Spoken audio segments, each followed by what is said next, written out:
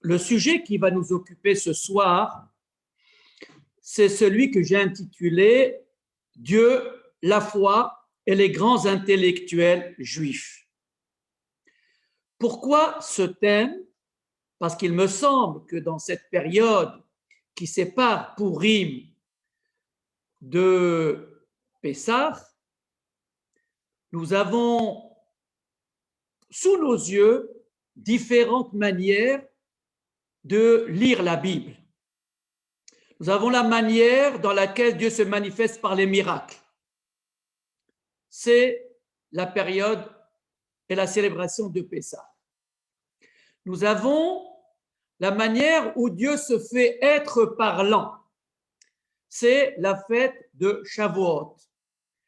Puis nous avons la célébration dans laquelle Dieu se tait. Il se fait absent.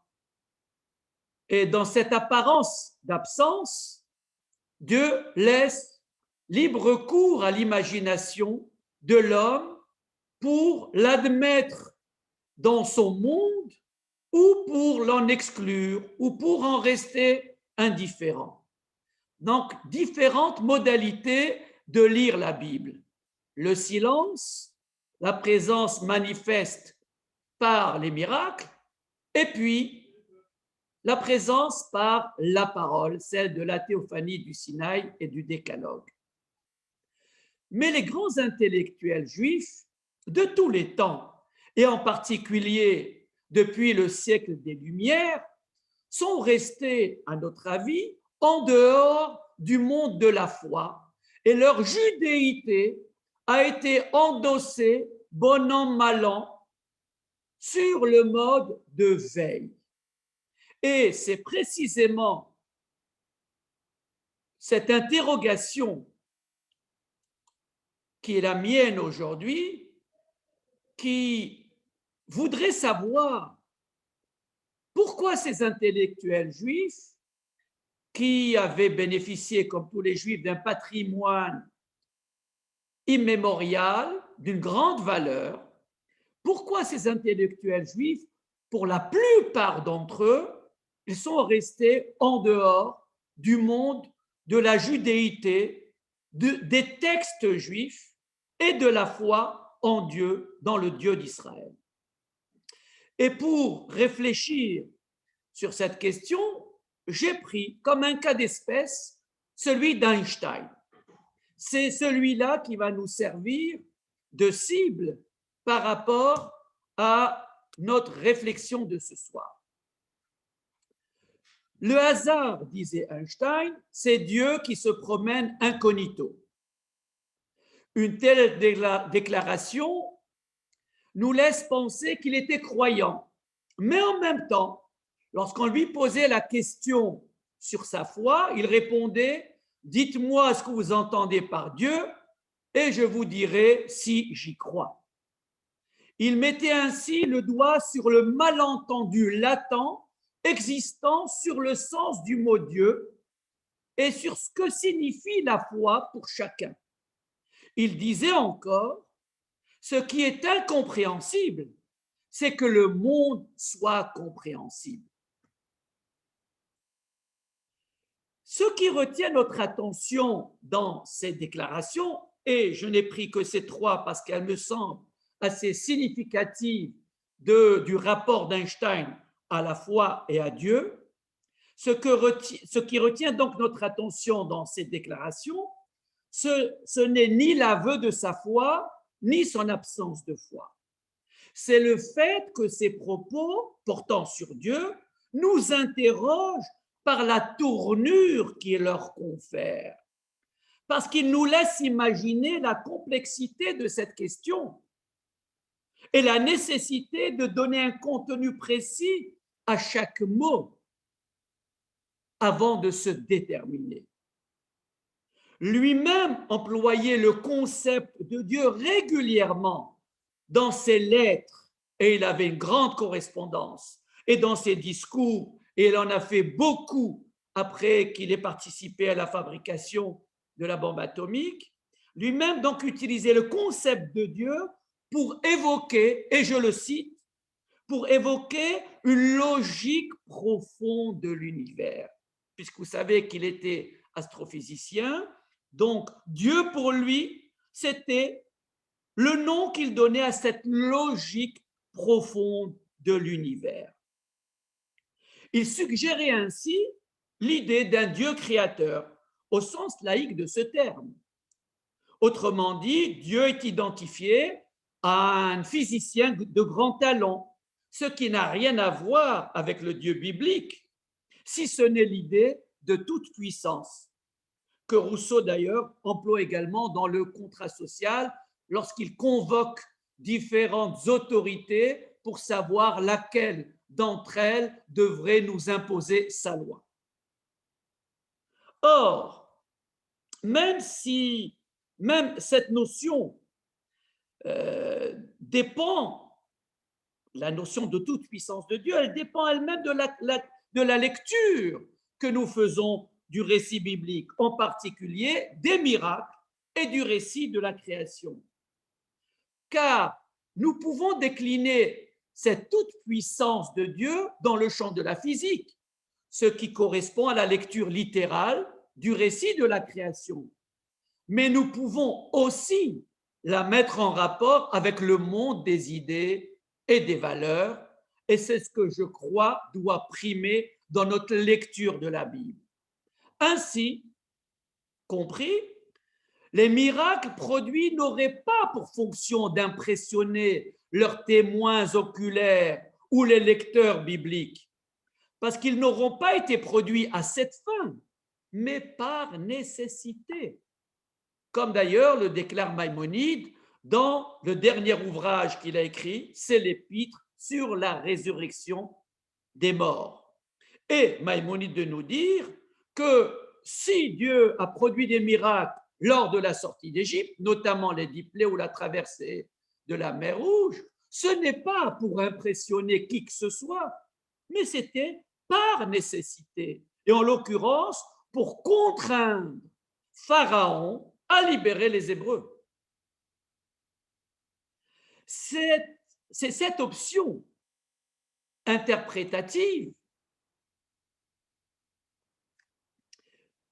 du texte relevant du culturel et non du factuel que retient le Talmud lorsqu'il confère par exemple à la lumière créée le premier jour de la création, celle qui a précédé la création du soleil, de la lune et des étoiles, qui n'a eu lieu, elle, que le 4e jour, c'est cette interprétation donc qui relève du culturel que le Talmud confère à la lumière du premier jour. Donc, il lui confère plus un sens moral et métaphysique.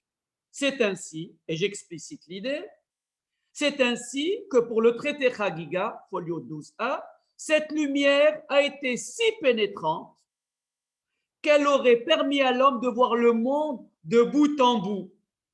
Dieu l'a alors archivée aussitôt après l'avoir créée pour la réserver aux justes pour les temps à venir. Et pourquoi? Afin que les mécréants, tels ceux de la génération du déluge et de la tour de Babel, n'en fassent pas mauvais usage. Vous avez compris ici que j'ai cité presque in extenso le traité Chagiga 12a. Autrement dit, la lumière dont il est question lors de la création du premier jour, c'est une lumière qui est là pour donner une perception aux justes, c'est-à-dire à ceux qui sont en quête, en véritable quête du sens de l'existence, pour leur donner un éclairage sur ce que signifie la vie et ce monde-ci. Mais ce n'est pas la seule interprétation. Dans le traité Megillah 16b, précisément à propos de ce verset qui dit en hébreu La Yudim haïta ora vesimcha vesason vikar, pour les Juifs, il y avait lumière, ora, vesimcha, joie, vesason, allégresse, vikar et considération.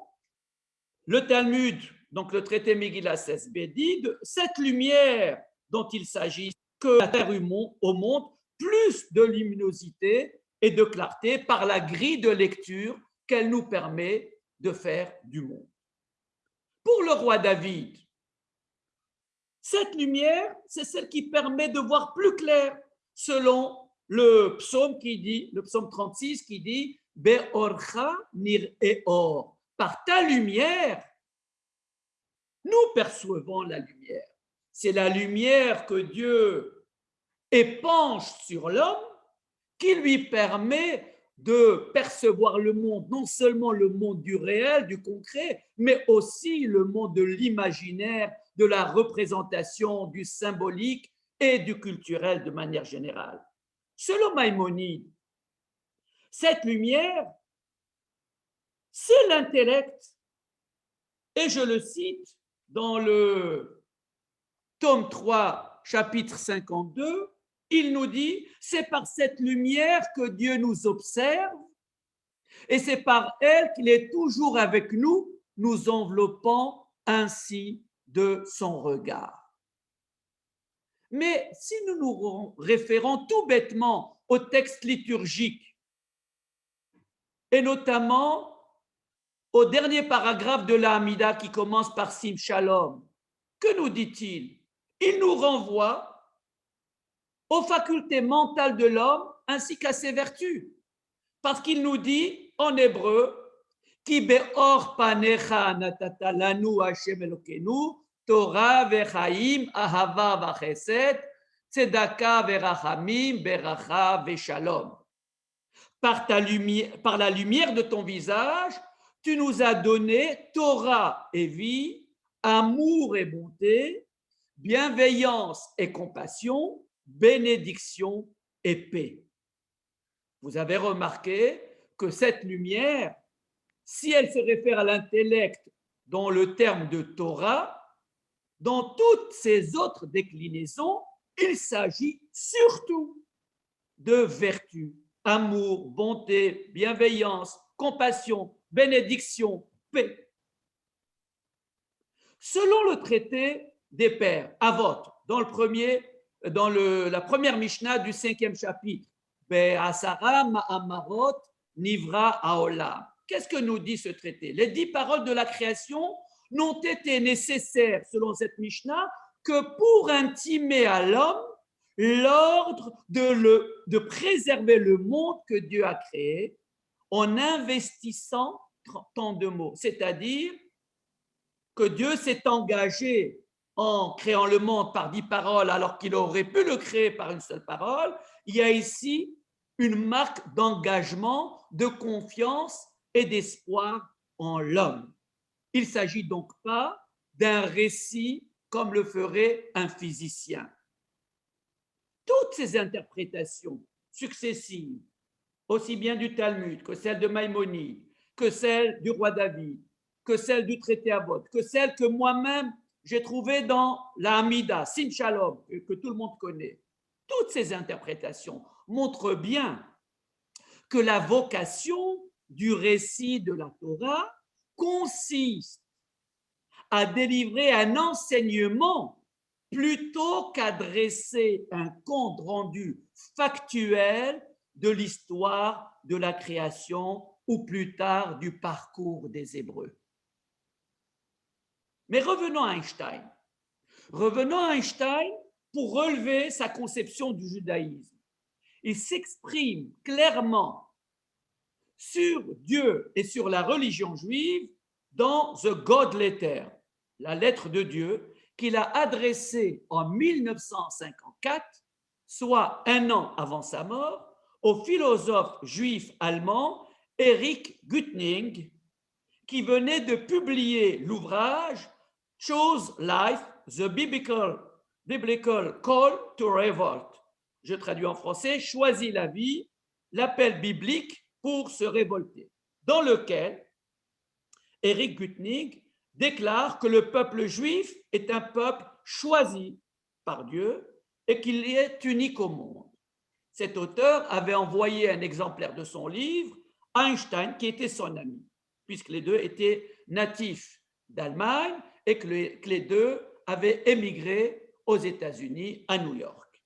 Et donc Einstein lui répond justement dans cette God Letter. Il lui dit, et je lis in texto la lettre, l'extrait de la lettre que lui adresse Einstein. Pour moi, dit Einstein, la religion juive est comme toutes les religions. La religion juive est comme toutes les autres religions l'incarnation d'une superstition primitive. Et un peu plus loin, il lui dit, et le peuple juif auquel j'appartiens fièrement et à la mentalité duquel je me sens profondément ancré, n'a pas pour autant une forme de dignité différente des autres peuples. Il poursuit, au vu de mon expérience, ils ne sont pas meilleurs que les autres groupes humains, même s'ils sont protégés des pires excès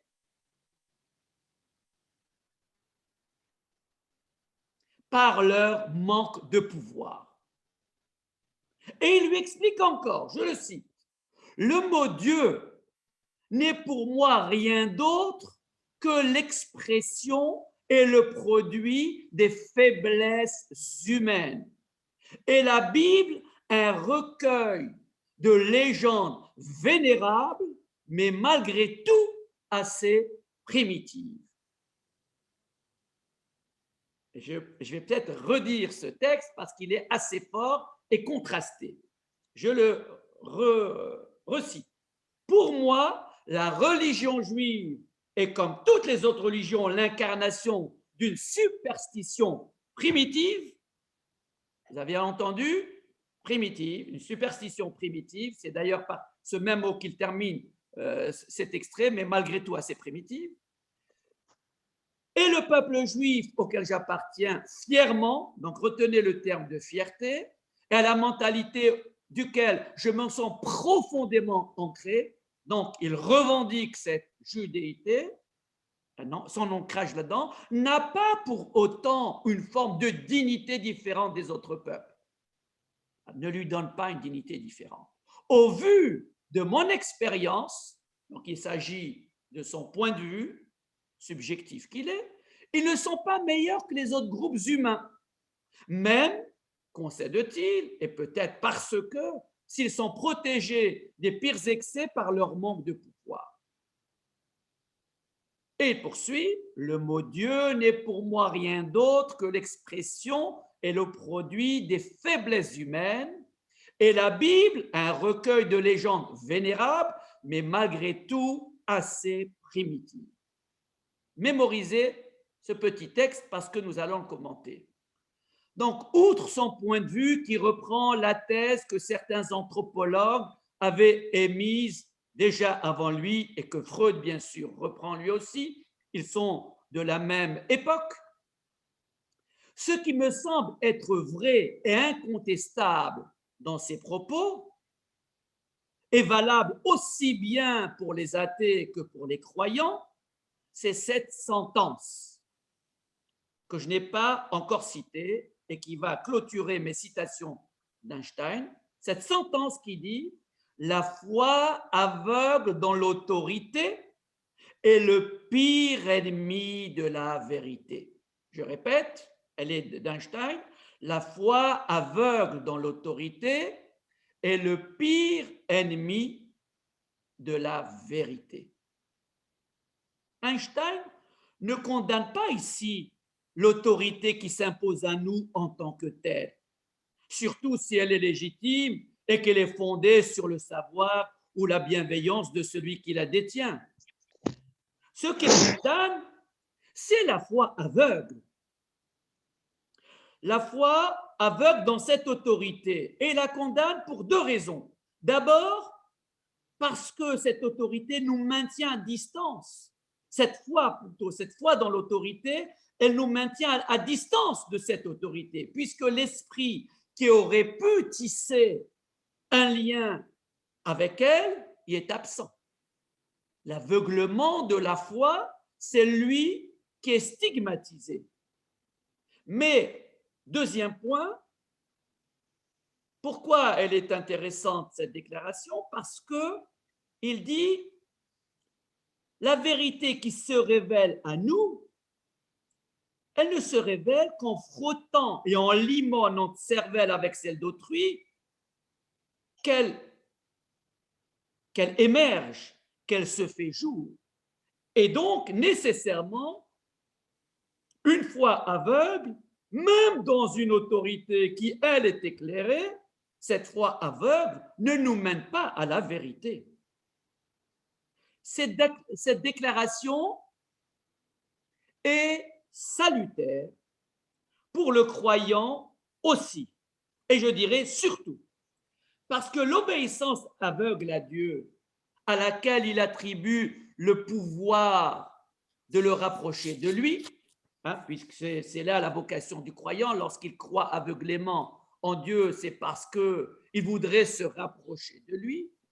Cette foi aveugle risque de le détourner de la vérité.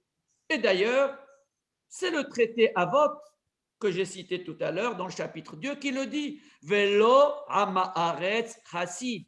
L'ignorant ne peut pas être bon parce qu'il ne suffit pas de la volonté, de l'intention d'être bon pour l'être. L'enfer est pavé de bonnes intentions. Et donc, la seule volonté de se rapprocher par Dieu par une foi aveugle détourne de la vérité parce que l'ignorant ne peut être bon. C'est seulement en éprouvant intellectuellement et expérimentalement les dires de la Torah lorsqu'il s'agit de la foi dans le lieu d'Israël, c'est seulement par l'épreuve intellectuelle expérimentale des dires de la Torah que nous sommes à même d'extraire de ce texte et de saisir son enseignement, c'est-à-dire sa vérité. Et c'est d'ailleurs ce que dit le peuple hébreu au pied de la montagne du Sinaï. Nous ferons et nous comprendrons. C'est-à-dire qu'il ne s'agit pas de faire de manière aveugle. Il faut faire parce que l'expérience, c'est une dimension indissociable de l'existence. La vie a plus à apprendre au savoir que le savoir à la vie. Donc l'expérience du faire est indispensable, mais aussi, bien sûr, l'exercice intellectuel. L'un comme l'autre sont indispensables.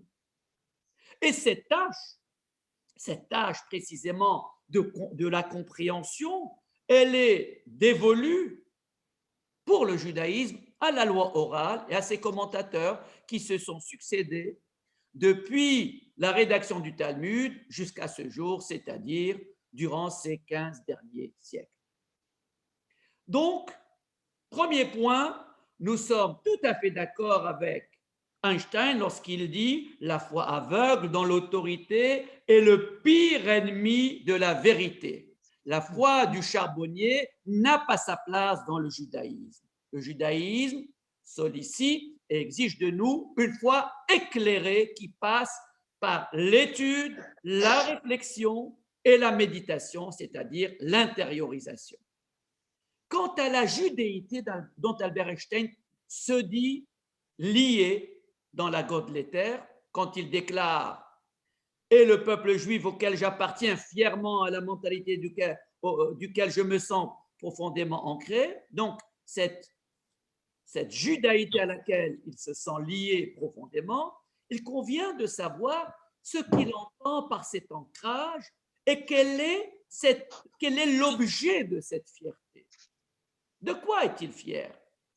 N'est-elle pas précisément le produit des valeurs morales, spirituelles et intellectuelles de la Torah qui ont façonné le peuple juif à travers l'histoire et qui ont été incarnées par les personnages bibliques tels que les patriarches, Moïse et leurs successeurs? Est-ce que ce ne sont pas là justement les personnalités qui ont incarné ce dont il est fier? Tous les grands hommes juifs, ou presque, des 19e et 20e siècles, qu'ils soient croyants ou athées, ont été pétris de la Bible, de ses valeurs.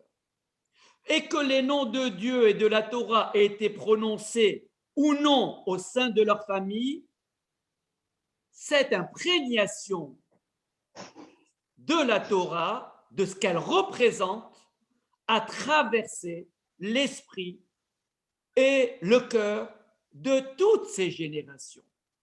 Et je ne rappellerai que certains d'entre eux.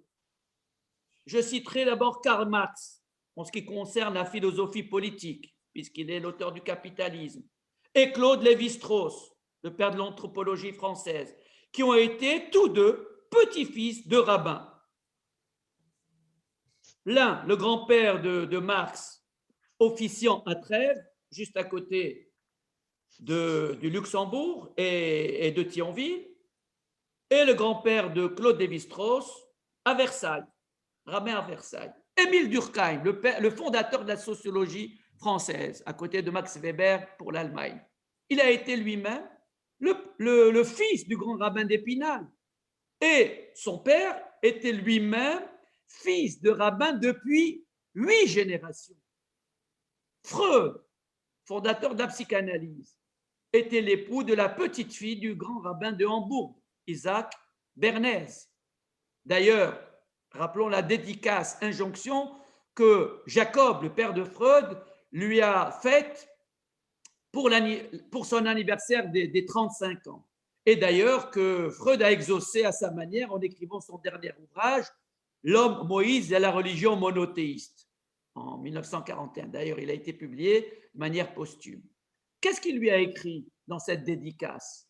Jacob écrit à Freud, alors qu'il a 35 ans, « Tu dois revenir à l'étude de la Torah comme Moïse avec les secondes tables. » Autrement dit, tu as peut-être cassé les premières, mais tu as une manière de te rattraper. Voilà ce que Freud entend de cette dédicace que son père appose sur la Bible qu'il lui offre. Que dire de Théodore Herzl, fondateur du sionisme? Vous avez remarqué que je n'ai cité que des fondateurs, c'est-à-dire des innovateurs de disciplines nouvelles à la fin du 19e ou au début du 20e siècle. Tous ont été des fondateurs, aussi bien Marx pour la philosophie politique, que Claude Lévi-Strauss, qu'Émile Durkheim et que Freud. Et maintenant Théodore Herzl, donc fondateur du sionisme. Lui-même, il a été petit-fils d'un juif orthodoxe qui était chantre de sa synagogue et proche du rabbin Yehuda Alkalai, qui a été l'un des premiers fondateurs de Hovevei Tzion, ce mouvement de sionistes religieux. Et donc, bien qu'ayant grandi dans un environnement familial juif proche de la tradition, ces auteurs, comme beaucoup d'autres de leur génération, n'avaient qu'une connaissance assez limitée des textes de la tradition juive du fait de la Haskalah. La Haskalah, je vous rappelle que c'est l'émancipation politique et culturelle. Mais ça a suffi à les imprégner.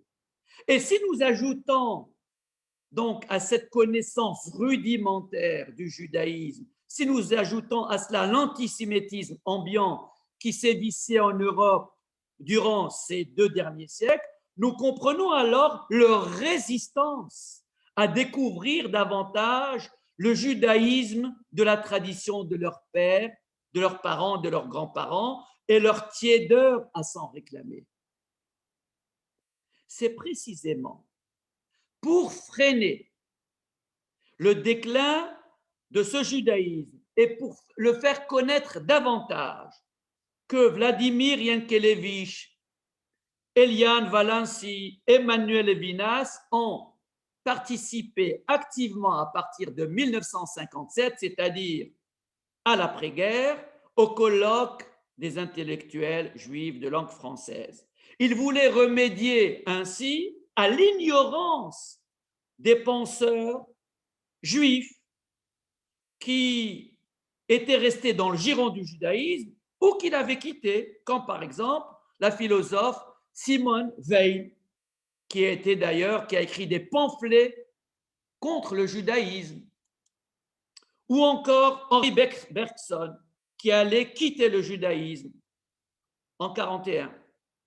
Quant à l'historien et académicien Robert Aron, qui est mort en 1975, mais qui est né en 1898, c'est-à-dire qui a connu tous les auteurs dont j'ai parlé, et qui était d'ailleurs un lointain cousin de Raymond Aron, que nous avons, qui était notre contemporain. Donc, quant à l'historien Robert Aron, je vous recommande d'ailleurs ses livres, il en a écrit une trentaine. Lui, il est venu au judaïsme à un âge avancé, à sa retraite. Et lorsqu'on lui a posé la question sur sa foi en Dieu, il a répondu « Je ne sais si je crois en Dieu, mais tout au moins suis-je sûr, grâce à l'histoire qui me recueille, de croire en ceux qui de tout temps et partout ont cru en lui. » C'est ce qu'il écrit dans un livre qui s'appelle « Ce que je crois » en 1955. C'était une manière pour lui, sans doute, d'attester son existence par la pérennité du peuple juif qui a résisté aux vicissitudes de l'histoire, qui aurait pu avoir raison de lui. Donc lui, je l'ai cité parce qu'il avait pleinement conscience qu'il était le dépositaire d'une histoire qu'il n'avait pas réussi à endosser, mais il a cru dans le Dieu auquel croyaient ses parents, puisque lui-même n'avait pas pu connaître la tradition juive de l'intérieur et la vivre comme ses ascendants avaient pu la vivre et avaient pu la transmettre bon an, mal an. Il est donc vraisemblable, c'est la conclusion que je tire, il est donc vraisemblable que ces grands esprits éclairés, et tant d'autres, n'aient jamais connaissance de la lecture juive de la Torah, qui était pourtant destinée aux Juifs. En revanche, ils l'ont sans doute connue à travers ses versions grecques, latines, spinozistes, catholiques. Je pense à la Bible de Jérusalem qui a été réactualisée en 1998, ou encore la dernière version de la Bible, qui est la version littéraire, c'est la Bible des écrivains qui a été publiée en 2001 par Bayard, mais qui s'apparente plus à un roman qu'à un texte révélé. Mais peu importe, d'ailleurs, intéressant, j'ouvre une parenthèse pour la refermer aussitôt, dans la Bible des écrivains, il y a un seul mot qui a été bien traduit, parce qu'il n'a pas été traduit, c'est le nom de Dieu où on retrouve Yud et Vav, les 4 lettres du tétragramme qui se sont auto-censurées parce qu'il est difficile à traduire. Alors, il est vrai que peu d'ouvrages de la tradition juive ont été traduits dans le passé. Par exemple, le Guide des égarés de Maïmonide n'a été traduit en français pour la première fois qu'en 1870, la traduction de Salomon Monk que nous avons. Nous devons la première traduction de la Torah en français au grand rabbin Zadok Khan, c'est-à-dire en 1899. Il y a à peine 120 ans que la traduction de la Torah par le rabbinat français, d'ailleurs c'était une équipe d'une trentaine de personnes, que cette traduction du rabbinat français nous est parvenue. En revanche, Moïse Mendelssohn, un siècle plus tôt, avait déjà traduit la Torah en allemand. Et d'ailleurs, en allemand, il y a eu d'autres traductions, celles notamment de Buber, Rosenzweig, et encore deux autres traductions. En tout cas, beaucoup de cette tête bien pleine et bien faite, comme dirait Montaigne, ont viré vers l'athéisme ou vers le christianisme, même si certains d'entre eux, tels Bergson ou Rosenzweig, s'en sont retenus in extremis, chacun pour des raisons différentes. J'ouvre une parenthèse juste pour vous dire que Rosenzweig était résolu à se convertir au christianisme, mais lorsqu'il est allé dire au revoir à la synagogue, c'était le jour de Kippour au moment de la Neila, il était dans une petite synagogue orthodoxe de Berlin pour dire au revoir au judaïsme, il en est sorti, il a écrit une lettre à sa cousine en lui disant « Je regrette, mais j'ai décidé de rester plutôt dans la maison du Père plutôt que d'aller dans la maison du Fils. » Il avait été saisi par ce qui s'y passait et c'est ainsi qu'il est resté juif et qu'il a d'ailleurs ouvert le premier Beth Midrash à Berlin au début donc du XXe siècle puisqu'il est mort en 1921.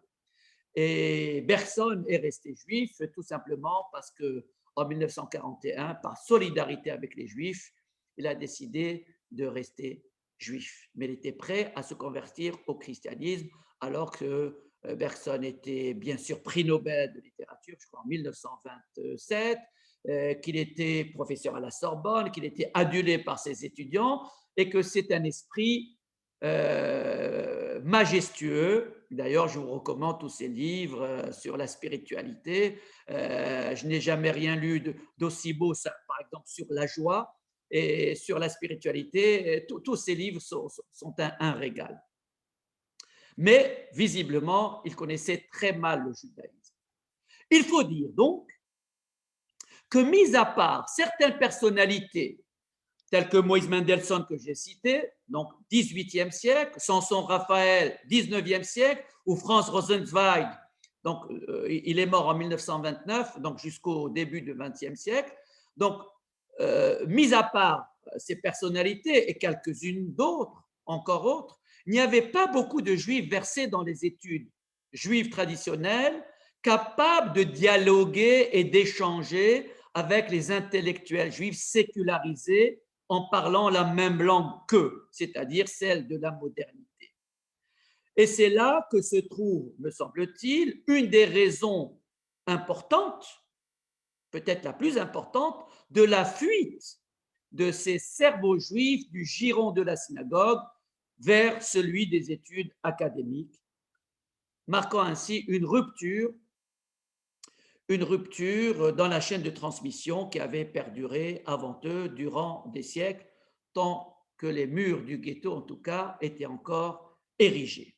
Il fallait donc des gens compétents pour effectuer cet exercice de médiation et des personnalités suffisamment conscientes qui s'en allaient là de la survie et de la pérennité du judaïsme de la synagogue.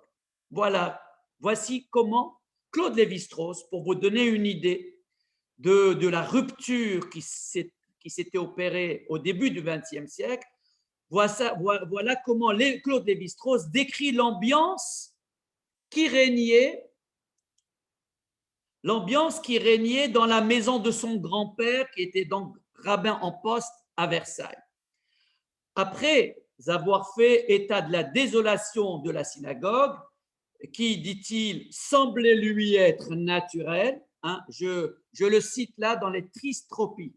Voilà ce qu'il écrit dans les Tristes tropiques. Donc, il parle d'abord de la désolation de la synagogue qui semblait lui être naturelle. Après, il évoque, écoutez bien, il évoque le culte familial qui souffrait de la même sécheresse. Nous sommes dans la maison d'un rabbin. À part la prière muette de mon grand-père au début de chaque repas, rien d'autre ne signalait aux enfants qu'ils vivaient soumis à la reconnaissance d'un ordre supérieur, sinon une banderole de papier imprimée, fixée au mur de la salle à manger et qui disait « Mastiquez bien vos aliments, la digestion en dépend ». Rien de tel pour faire fuir le petit Claude, qui va devenir le grand Claude Lévi-Strauss. Rien donc de tel pour le faire fuir, pour qu'il aille explorer d'autres horizons ethniques et religieux, en Amérique du Sud ou ailleurs.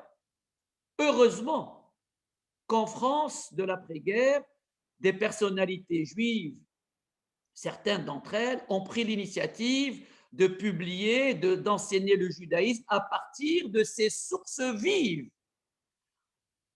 et qu'ils ont redonné ainsi un certain essor, un essor inespéré au judaïsme alors même qu'il était moribond. Et bien sûr, ces personnalités, vous les connaissez, ce sont nos contemporains, c'est Emmanuel Levinas, Levinas, Léon Ashkenazi, André Neher. L'un parisien, mais d'origine alsacienne, l'autre de l'Algérie française, séfarade, mais ashkénazi quand même de son patronyme, et l'autre, juif alsacien, d'Aubernay. Je salue d'ailleurs mon ami Geisman d'Aubernay, président de la communauté juive d'Aubernay actuellement. Et d'ailleurs, je vous signale qu'à Aubernay, il y a une place qui s'appelle la place André Neher. Donc, et d'ailleurs, puisque je parle d'intellectuels juifs en citant ces trois personnalités, je les désigne comme tels pour les distinguer de ce qu'on appelle aujourd'hui des intellectuels juifs, tels que BHL ou Alain Finkielkraut, qui sont des intellectuels d'origine juive, alors que ceux que j'ai cités auparavant, ce sont des juifs, d'abord intellectuels, ensuite parce qu'ils possèdent des compétences requises pour exprimer le fond de la pensée juive. Et bien sûr, aujourd'hui, on peut ranger dans cette catégorie le grand rabbin Gilles Bernheim, Armand Abécassis, Shmuel Atrigano et encore quelques-uns, quelques autres, mais sans plus. Mais revenons à Einstein, puisque c'est lui qu'on a pris comme cobaye ce soir. On va revenir aux affirmations d'Einstein dans la Godletter, dans laquelle il déclare « Le peuple juif auquel j'appartiens fièrement et à la mentalité duquel je me sens profondément ancré n'a pas pour autant une forme de dignité différente des autres peuples. Et au vu de mon expérience, ils ne sont pas meilleurs que les autres groupes humains, même s'ils sont protégés des pires excès par leur manque de pouvoir. » Qu'entend-il par le fait que ce peuple juif n'a pas une forme de dignité différente des autres peuples? Si cette différence existait, comment se manifesterait-elle? De plus, si cette dignité n'est pas différente des autres, qu'est-ce qui justifie alors la fierté de son appartenance au peuple juif, puisqu'elle est commune, cette dignité, à tous? Nous pensons que l'histoire du peuple juif, qui a fait de lui, avant tous les autres peuples, le dépositaire des valeurs éthiques universelles, qui lui a conféré un rôle et une fonction particulière au sein des nations, comme cela lui a été assigné à ce peuple juif explicitement dans la Torah, qui dit, et c'est Dieu qui parle au peuple d'Israël en lui disant, ce sera là votre sagesse et votre intelligence aux yeux des peuples qui entendront parler de toutes ces lois. Il y a ici explicité la vocation de phare pour le peuple d'Israël, phare pour les nations. Donc, le peuple juif a été le premier, avant tous les autres peuples, à être dépositaire de valeurs éthiques universelles, et c'est ça ce qui lui a conféré un rôle et une fonction particulière au sein des nations, comme le dit le verset que j'ai cité. D'ailleurs, cette humanité que les gens lui reconnaissent aujourd'hui, est-ce que ce n'est pas elle qui détermine, par exemple, le choix de certains non-juifs à recourir à un médecin juif plutôt qu'à un autre? Une patiente me l'a dit explicitement un jour. Savez-vous pourquoi, docteur, je viens chez vous plutôt que chez un autre? Ben, parce que vous êtes juif et que j'étais secrétaire du professeur Klotz, qui était un professeur ORL juif aux hospices civils de Strasbourg. Est-ce un hasard aussi que ce soit le juriste juif René Cassin, qui était le principal rédacteur de la Déclaration des droits de l'homme de 1948? Ça, c'est la première des choses. L'humanité de ce peuple qui a été humaniste avant tout le monde et qui l'incarne encore. Mais de plus, le fait que le peuple juif ait été victime de persécution depuis sa constitution en peuple et même auparavant, si on remonte à l'histoire des patriarches, et persécutés pour des motifs fallacieux. Et ces motifs fallacieux occultaient quelque chose d'inavouable. Et à cet égard, la Shoah a été l'illustration paroxystique de ces persécutions. Est-ce que, donc, le fait que le peuple juif ait été victime de persécutions depuis sa constitution en peuple, son destin de persécuter n'a-t-il pas fait de lui de facto un peuple différent des autres? Donc un peuple humaniste, incarnant l'éthique avant tous les autres, et en même temps un peuple persécuté. Voilà les deux caractéristiques de ce peuple. Mais si nous établissons un lien entre sa vocation éthique originelle, celle qui a constitué la raison même de sa formation en peuple, puisque c'est le décalogue qu'il a érigé en peuple. Comme c'est écrit, vous serez pour moi un royaume de serviteurs et une nation sainte. C'est le seul peuple qui a été érigé en tant que tel pour la vocation éthique qui allait devenir sa charte constitutionnelle, alors que tous les autres peuples n'existent en tant que nation que par le territoire qu'ils occupent ensemble. C'est ça ce qui explique d'ailleurs la complexité de la cohabitation de différentes ethnies ou de différentes langues dans un même territoire. Le peuple juif n'a existé en tant que peuple que parce qu'il a considéré le décalogue comme étant le lien qui allait cimenter ses membres. Donc, si on établit un lien entre sa vocation éthique originelle et son destin de persécuter, on peut avancer l'idée, au moins en termes d'hypothèse, que le peuple juif a été persécuté parce que élu.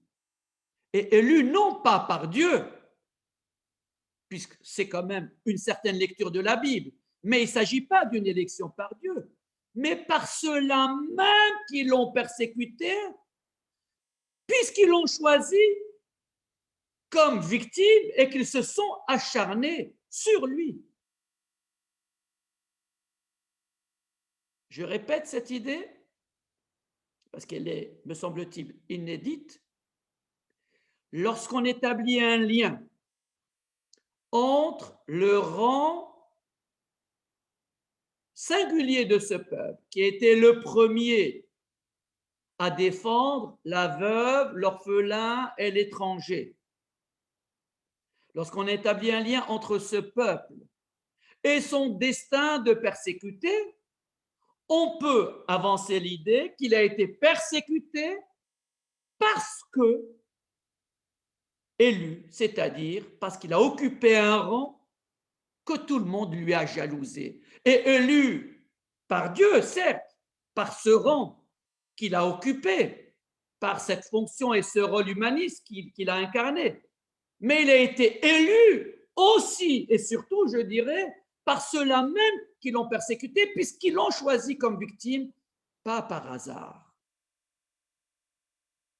Et bien sûr, même si, bien sûr, je sous-entends le drame de la Shoah, puisque c'est la persécution exponentielle, plus récemment, l'acharnement sur Ilan Halimi, qui a eu lieu donc en 2006, pour moi, il relève de la même main, de la même persécution, de la même stigmatisation et de la même élection. Et non pas parce que les Juifs sont riches, comme on avance ces motifs fallacieux, mais tout simplement parce qu'il est juif. Tout simplement parce qu'il est juif. Et que juif signifie bien autre chose que la richesse ou le complot ou tout ce qu'on veut par ailleurs. Nous pensons donc que sans être meilleur que les autres groupes humains, et là je reprends la phrase de Einstein, donc sans être meilleur que les autres groupes humains, le peuple juif possède une forme de dignité différente des autres peuples. Oui, bien différente des autres peuples. D'ailleurs, est-ce que ce n'est pas le peuple juif qui a inspiré les deux autres monothéismes et par là même l'humanisme et l'éthique de la civilisation actuelle? Qu'on pourrait dire civilisation, une civilisation qui relève de Sion, du peuple juif. Et d'ailleurs, j'ouvre une parenthèse pour la refermer aussitôt, si Jésus a été érigé comme fils de Dieu, n'est-ce pas parce qu'il a été persécuté et persécuté pour ce qu'il était? C'est ça ce qui a fait de lui la figure messianique, la figure christique. Je reviens donc, encore une fois, à Einstein et à cette forme de dignité différente des autres peuples qu'il ne veut pas reconnaître, mais qui, à notre avis, est la définition même de la judaïté. La judaïté caractérise le juif. Elle constitue son identité. Alors même que certains juifs rejettent le judaïsme qui en est à l'origine, celle-ci, cette judaïté, constitue son identité, cette dignité différente des autres peuples. C'est une dignité, n'en déplaise aux antisémites, et cette dignité lui colle à la peau comme une trace indélébile. D'ailleurs, elle a été corrélée par le régime nazi à un gène propre à la race juive, alors même qu'elle n'avait rien de biologique.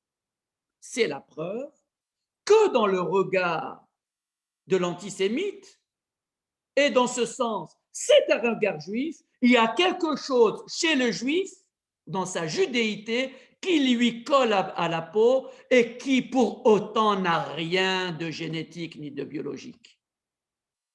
La LICRA, la Ligue internationale contre le racisme et l'antisémitisme, qui combat le racisme dont le substrat est biologique, mais qui combat aussi l'antisémitisme qui est d'ordre culturel, puisqu'on s'attaque aux juifs, non pas pour sa couleur de sa peau, ni pour ses gènes, mais pour son identité juive. Est-ce que la LICRA, le fait de mentionner séparément le racisme et l'antisémitisme, c'est qu'elle est distincte, puisque l'un est d'ordre culturel et l'autre est d'ordre génétique. Mais en même temps, elle les place paradoxalement côte à côte, comme si l'antisémitisme était un racisme anti-juif. C'est un racisme anti-juif, mais il n'a rien de racial au sens littéral du terme, mais simplement parce que cette culture colle à la peau du juif et c'est sa judéité. La question de la judéité a taraudé Freud durant toute son existence, parce qu'il ne comprenait pas pourquoi il se sentait profondément juif, comme Einstein, alors qu'il était en rupture avec le judaïsme, comme Einstein. Et d'ailleurs, lui-même, il dit dans une de ses correspondances à Karl Abraham, me semble-t-il, il lui dit peut-être qu'un jour, on va éclaircir ce mystère, parce que lui-même n'était pas arrivé à l'éclaircir. Nous verrons, et c'est la suite de mon exposé, nous verrons que même non endossé, le judaïsme biblique originel aura laissé des traces chez le juif, ce qui lui confère une sorte de seconde nature à laquelle il ne peut que difficilement se soustraire. Le passage talmudique Yevamot 79a que je vais vous rapporter, il présente la judaïté comme un ensemble de signes distinctifs propres aux Juifs, dont l'ancrage et l'origine seraient en relation pour certains avec le corpus législatif de la Torah et pour d'autres avec le patrimoine légué par le patriarche Abraham et la théophanie du Sinaï. j'ai choisi de vous présenter cet extrait talmudique parce que, comme j'ai critiqué assez longuement ces esprits juifs éclairés des 19e et 20e siècles en disant qu'ils ne connaissaient pas les textes de la tradition, je me suis fait un devoir de rapporter un texte de la tradition pour vous dire à partir de ce texte comment le judaïsme conçoit la judaïté qui pose problème à Freud et à Einstein, puisque Einstein non plus ne veut pas lui reconnaître une dignité particulière. Le Talmud, donc, va attribuer l'enseignement qu'il va nous présenter au roi David. Cet enseignement présente donc les 3 signes distinctifs du peuple juif en les citant et en les fondant sur le texte de la Torah. Puis il en fait un préalable à la conversion du non-juif au judaïsme, une sorte de condition sine qua non à son intégration au sein du peuple juif. Je vais donc vous citer brièvement cet extrait talmudique avant de le commenter. David dit, 3 signes distinguent cette nation, la nation juive. Ils ont de la compassion, de la pudeur et ils sont bienveillants. Ils ont de la compassion parce que le texte du Deutéronome dit « Dieu te fera don de la miséricorde et il te prendra en miséricorde ». Donc, compassion. Ils ont de la pudeur parce qu'il est dit dans l'Exode « afin que la crainte de Dieu soit sur vos visages ». Il s'agit de la pudeur.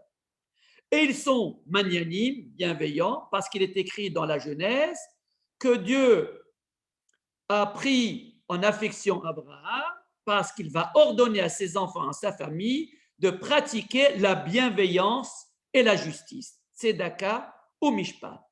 Et ce texte se conclut par cette phrase, celui qui possède ces 3 signes est susceptible de se joindre au peuple juif.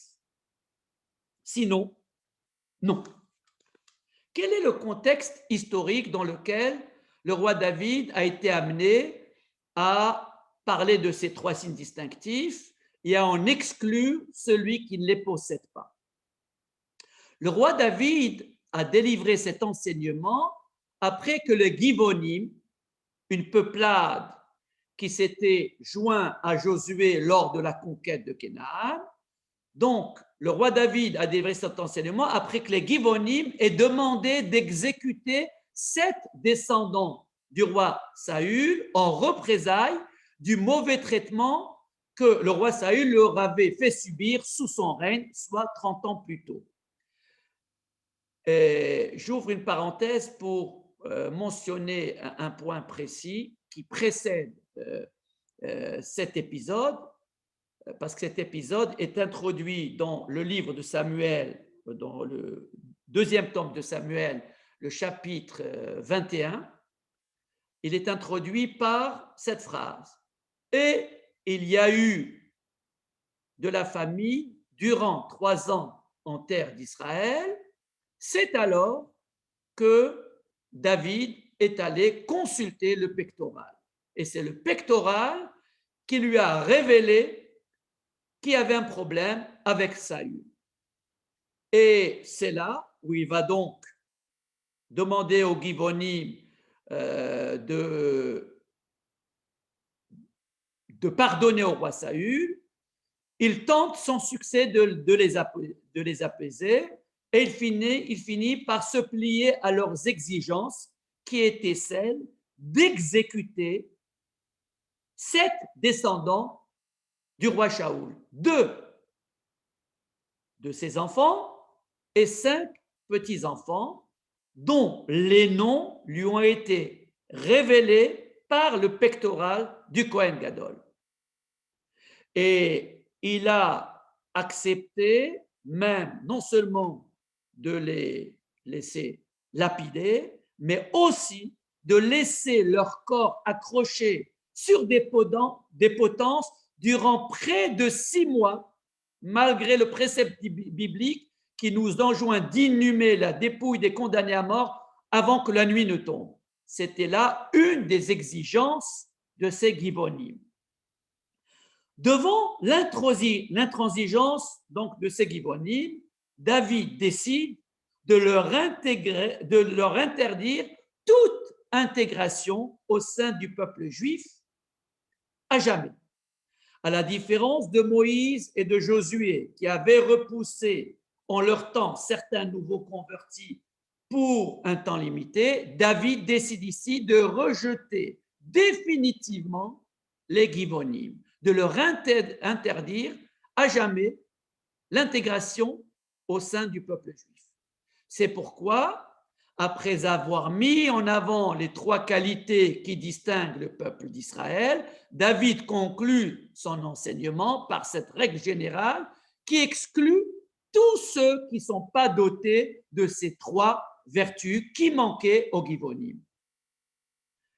C'est ainsi qu'au-delà de l'acceptation du joug de la Torah, de ses préceptes, de l'endossement du destin pénible du peuple juif, il est demandé à tous ceux qui souhaitent intégrer le peuple juif d'avoir d'abord ces trois qualités que je vous rappelle et qui sont bienveillance, pudeur et compassion. La compassion qui a manqué à ces Givonim. Un dernier mot sur le plan historique pour vous dire que ces Givonim étaient affectés aux fonctions de puiseurs d'eau et de bûcherons pour les besoins du tabernacle depuis l'époque de Josué. Et Josué leur avait donné la possibilité de se convertir au judaïsme s'ils venaient à s'engager personnellement après une période probatoire. Et c'est durant cette période probatoire que David a eu à les connaître davantage à la suite de ses représailles vis-à-vis de la famille du roi Shaoul et qu'il a décidé de les en exclure définitivement. Ça, c'est pour le côté historique. Venons-en à ces trois qualités, à la lecture talmudique à proprement parler. D'abord, la vertu de la compassion. Elle caractérise le peuple juif. Elle est présentée dans ce texte, dans le verset que le Talmud cite, comme un don de Dieu. Je vous rappelle le verset, et Dieu te fera don de la miséricorde. En fait, comme la gratuité n'existe pas et qu'on ne peut pas faire don d'une vertu, parce qu'on en ferait à nos enfants d'abord, or cela ne va pas sans l'éducation, et même avec l'éducation, cela ne va pas de soi. Donc, comme la gratuité n'existe pas, lorsque Dieu parle de faire don de la miséricorde au peuple d'Israël, sans doute, il parle ici de l'impact profond qu'ont exercé sur le peuple juif les préceptes de la Torah relatifs à la relation de l'homme à autrui, puisque ces préceptes sont très nombreux et très détaillés dans la Torah. À un point tel que lorsqu'un païen s'est présenté un jour devant Hillel, en lui faisant part de son souhait de se convertir au judaïsme sur un pied, Hillel lui a recommandé simplement d'adhérer au fameux verset qui prône l'amour du prochain, tout en rajoutant que le reste n'en est que le commentaire. C'est dire qu'effectivement, le rapport à autrui est fondamental dans la tradition juive. D'ailleurs, quand on compare les préceptes relatifs à autrui par rapport à ceux relatifs à Dieu, on constate que ceux relatifs à autrui sont beaucoup plus nombreux, beaucoup plus exigeants que ceux relatifs à Dieu. Donc, les préceptes relatifs à l'alter ego ont pour vocation d'humaniser l'homme, de lui inculquer des principes moraux, sociaux et de le sensibiliser à la détresse des plus faibles, d'où la récurrence du thème de la protection de la veuve, de l'orphelin et de l'étranger. Ces préceptes ont forgé le caractère du peuple juif et l'ont amené à intérioriser le concept de l'altérité, en faisant une dimension éthique existentielle à l'échelle de tout le peuple. Lorsqu'on parle de la liberté égalité, fraternité. Le mot fraternité pour le peuple juif, ce n'est pas un vain mot. C'est ainsi d'ailleurs que la compassion a pu devenir un caractère dominant au sein du peuple juif et qu'elle fait partie désormais du patrimoine moral immémorial de ce peuple. D'ailleurs, la mention de cette vertu n'apparaît que dans le Deutéronome, que Dieu nous fera don de la miséricorde. C'est-à-dire, si elle apparaît dans le Deutéronome, c'est-à-dire qu'elle apparaît à la 40e année de la traversée du désert du Sinaï. Alors que la bienveillance remonte à Abraham et que la pudeur remonte à la théophanie du Sinaï, c'est-à-dire aux origines du judaïsme, la compassion n'apparaît qu'à la 40e année de la traversée du désert parce qu'elle est le résultat de la mise en pratique des lois sociales de la Torah durant toute l'aventure des 40 années de vie collective dans le désert du Sinaï. Donc le don de la compassion est le produit de cette vie collective du peuple hébreu sous le signe des lois de la Torah durant les 40 années de la traversée du désert. Ça, c'est pour la compassion. Qu'en est-il de la bienveillance? Comme je l'ai dit, la bienveillance d'Israël, elle remonte au testament spirituel d'Abraham, puisqu'il est dit que Abraham a ordonné à ses enfants et à sa famille de pratiquer tzedaka ou mishpat, bienveillance et justice, d'ailleurs, deux termes récurrents et qui reviennent comme un leitmotiv dans la bouche de tous les prophètes, des 48 prophètes d'Israël.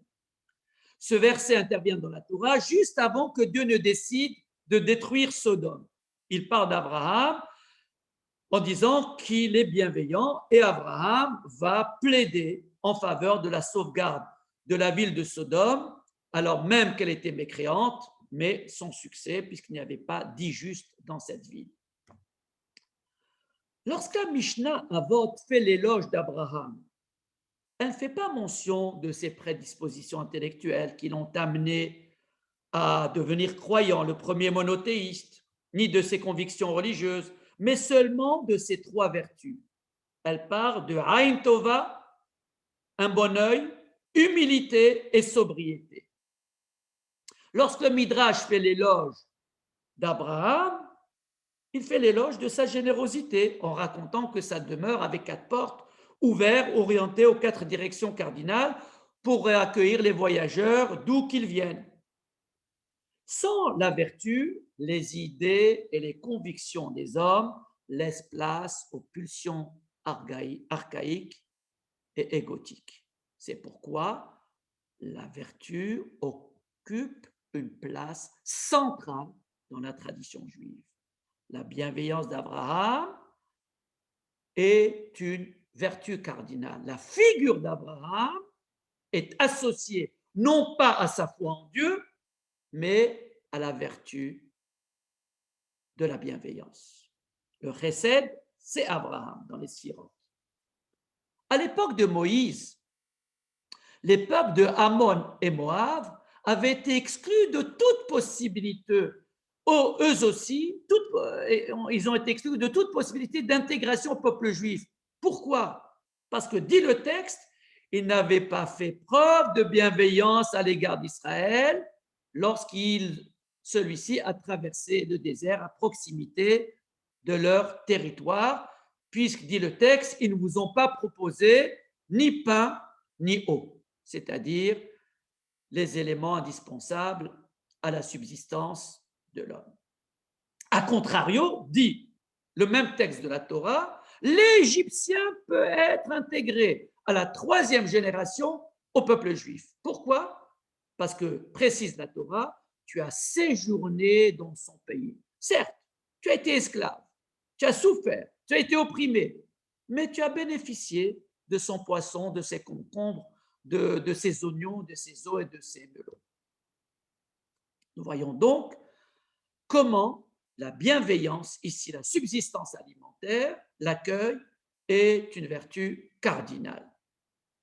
C'est elle qui rapproche l'Égyptien du peuple juif et qui éloigne Ammon et Moab, qui n'ont pas donc offert cette hospitalité au peuple juif. La troisième vertu, c'est la pudeur. La pudeur remonte, elle, à la théophanie du Sinaï, c'est-à-dire à l'événement fondateur du peuple juif. Cette théophanie, donc cette révélation de Dieu au peuple juif, trouve sa justification dans deux objectifs que la Torah explicite en ces termes. C'est pour vous élever que Dieu est venu vers vous et afin que sa crainte soit sur vos visages pour que vous ne fautiez point. C'est ce que dit l'Exode au chapitre 20. Que signifie l'élévation? Pour vous élever que Dieu est venu vers vous. Cette élévation a consisté à faire contracter au peuple juif une alliance avec Dieu. Elle a consisté à lui assigner une vocation éthique et à lui conférer le statut d'aîné parmi les nations, c'est-à-dire responsable des nations. Comme la France est l'aîné de l'Église, Israël est l'aîné des nations. Béni, Bechori, Israël, c'est ce qui apparaît dans chapitre 4 de l'Exode. Ça, c'est pour le premier objectif. L'élévation du peuple d'Israël, c'est l'alliance, c'est la vocation, c'est le statut d'aîné, c'est-à-dire phare pour les nations. Quant au second objectif, afin que vous ne fautiez point, il a consisté à confronter le peuple hébreu à une vision de Dieu. Je fais référence là au verset Ata or eta ladat. On t'a montré pour savoir à une certaine vision de Dieu et à une perception de la voix de Dieu, une voix portant des paroles, Kol devarim atem shomim. Donc le peuple d'Israël a été confronté à une certaine vision de Dieu, à une certaine voix de Dieu portant les paroles du décalogue. Et pourquoi cela? Afin d'inscrire cet événement, celui de la théophanie du Sinaï, dans la mémoire collective du peuple juif de manière irréversible. Et pourquoi tout cela? Afin que la violation de la parole divine ne soit plus possible. C'est ce que dit le texte, afin que la crainte de Dieu soit sur vos visages et que vous ne fautiez pas. Cela signifie que le juif ne peut pas se dérober au regard scrutateur de Dieu parce que sa conscience a été affûtée par le traumatisme de ce face-à-face, avec cette perception du visage de Dieu et avec la perception de cette voix de Dieu. C'est-à-dire que désormais, l'expérience de la théophanie constitue une dimension existentielle indissociable du destin du peuple juif. Et c'est cela qui constitue sans doute la judaïté. La pudeur, c'est quoi la pudeur? C'est précisément cette résistance à la transgression. Ce sont ces scrupules qui freinent notre envie, notre désir de transgresser, ou les scrupules que nous avons après avoir transgressé. C'est cela la judaïté. D'ailleurs, le mot juif en hébreu Yehudi comporte les trois lettres Yud, He, Vav. Ces trois lettres viennent du tétragramme Yud, He, Vav, He, c'est-à-dire l'être suprême, lui-même qui est à l'origine de tous les existants. Notre être procède de l'être suprême. Le mot Yehudi a en lui ces trois lettres du tétragramme. L'être juif, c'est celui qui est rattaché, qui est lié à l'être suprême et lié par cette expérience. Et fort de cette expérience, le juif reste et est définitivement juif. le Talmud décline cette surconscience du juif par la vertu de la pudeur, c'est-à-dire par la retenue et la gêne qu'il éprouve face à la tentation de la transgression. Il s'agit ici d'une pudeur morale à distinguer de la tsniout qui, elle, est une pudeur sociale. Cette pudeur n'est pas sans rappeler celle qu'avait éprouvée Joseph lorsqu'il avait été charmé par l'épouse de Potiphar qui voulait commettre avec lui la faute de l'infidélité. Et, nous dit le texte, la mémoire visuelle de son père qui lui est apparue l'a empêché de fauter. C'est cette mémoire du père qui est Jacob pour Joseph, mais du Père céleste qui était présent à la théophanie du Sinaï, c'est cette image du Père qui nous retient et qui fait de nous des gens sensibles à cette pudeur. Donc la présence de Dieu a été tant intériorisée chez les Hébreux lors de l'événement du Sinaï qu'elle a débordé les frontières de l'esprit pour transparaître dans leur visage sous les traits de la pudeur. C'est pour ça que le texte dit, afin que la crainte de Dieu soit sur vos visages, afin que vous ne fautiez pas. Le traité des Darim, dans le folio 20a, va plus loin encore en affirmant, écoutez bien ça, celui qui ne fait pas preuve de cette pudeur, donc de cette gêne, de cette retenue par rapport à la transgression, celui qui ne fait pas preuve de cette pudeur, ses ancêtres n'étaient sans doute pas présents au Sinaï. C'est-à-dire que cette pudeur fait partie de la transmission non verbale. Et nous savons, et Freud le stipule, que la transmission non verbale est supérieure à la transmission verbale parce qu'elle passe à notre insu. Cette vertu donc de la pudeur serait donc semblable à un gène dominant qui traverserait les générations et son absence chez l'un des descendants juifs signerait une rupture dans la chaîne généalogique et remettrait en question sa judéité, c'est-à-dire son identité juive. Voilà, chers amis, ce que j'avais à vous dire sur la judéité, qui est cette dignité singulière du peuple juif, celle que Freud a eu du mal à expliquer lorsqu'elle n'était pas liée directement au judaïsme, puisque lui l'avait rejetée tout en étant intimement, se sentant profondément juif, et que Einstein ne reconnaît pas. Pourtant, il est fier de quelque chose qui ne dit pas son nom, et probablement il s'agit de cette judaïté.